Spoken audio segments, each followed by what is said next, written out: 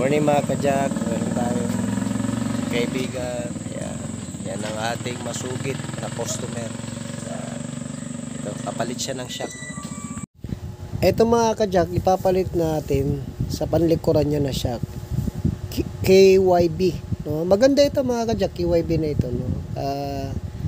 Tested naman yan na ito ang mga ginagamit natin. Pero kung may budget kayo, pwede rin naman bili po kayo ng mga original galing sa Toyota o sa supplier ng Toyota. Pero ito, i-recommend ko ito mga kajak, maganda. So marami na tayong nagawang ganyan. So papalitan natin yung likod. Pagpapalitan natin yung likod ng shock nito mga kajak. Ito yung ating mga katim. No? Ayan. Ay Mark, tingin ka muna dito. Good morning mga kajak. Siya nga pala mga kajak, kung magbabaklas kayo ng shock sa panlikuran, ito, iaalisin niyo yan na yan, yung sandalan na yan, alisin yung mga bangko, sandalan na yan, dahil yung tornilyo ng shock absorber na nasa ibabaw ay nasa likod niyan.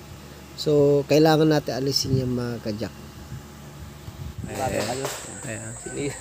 Ito na mga kajak, sinira na po yung sasakyan. Sinira ko na. Para siguradong ano po. Ito Ayos yan. Opo. Ayan. So, tinatanggal na mga kajak.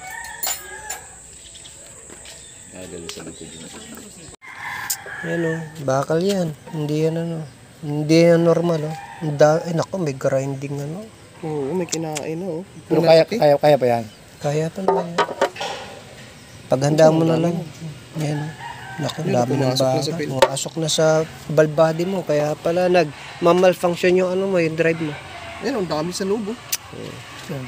Yan, si Sir. Galing pang Cavite. So, kita natin sa transmission ni Sir. Kaya nagbigay na lang tayo ng recommendation na tabihan niya na ng pera yung kanyang transmission. Kasi ito hindi na normal. Puro bakal na. Pero maandar pa naman to, mabilis pa naman tumakbo. Kaso sabi natin budgetan niya na.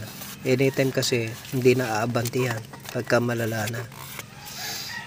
Kaya sabi niya na nararamdaman niya sa unang arangkada parang hirap at parang hesitant.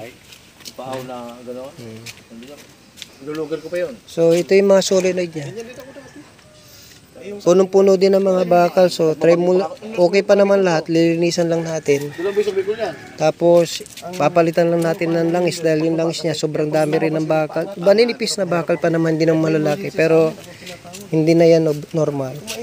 Kaya recommendation natin talagang transmission na, pero syempre babudgetan muna yan, hindi naman agad-agad. Kaya ayusin muna natin. Ready na sa biyahe. Good. Sa ulitin. So, salamat. Okay. Una ako.